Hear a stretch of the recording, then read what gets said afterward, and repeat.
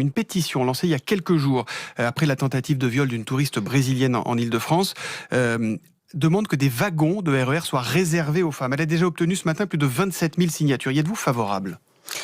Moi, je fais partie de toutes ces femmes. Je crois que c'est plus de 80% des femmes qui prennent les transports en commun en Île-de-France après 22 heures qui se sentent en insécurité. 81%. Et pour les prendre aussi, je partage ce constat. Une enseigne qui fait polémique depuis quelques jours déjà dans le Rhône. Une enseigne qui fait polémique depuis quelques jours déjà dans le Rhône. Une enseigne qui fait polémique depuis quelques jours déjà dans le Rhône. Oui, tout ça se passe dans la banlieue lyonnaise, à Vaux-en-Velin.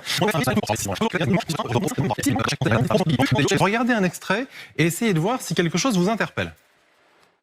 C'est l'un des food courts les plus grands de France et il est chez nous, à Lyon. C'est un des food courts les plus grands de France et il se trouve à Lyon. Tu y trouveras une salle seulement pour les femmes, un grand espace où tu pourras venir à plusieurs sans problème. Mais dites-moi si vous avez déjà vu un resto avec une salle réservée uniquement aux femmes. Un choix énorme de plats et de sandwichs, burgers et plus encore, tout est fait maison, halal certifié AVS.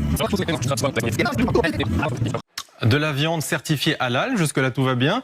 Sauf que dans cette vidéo, il y fait mention d'une salle 100% féminine, d'ailleurs 100% girls. Un peu un pansement sur une plaie sociale au lieu d'un traitement de fond. C'est-à-dire qu'aujourd'hui, les femmes, elles en ont toutes marre, on le sait. Et en fait, là, c'est parce que ça a été filmé que les femmes ont un peu libéré leurs paroles.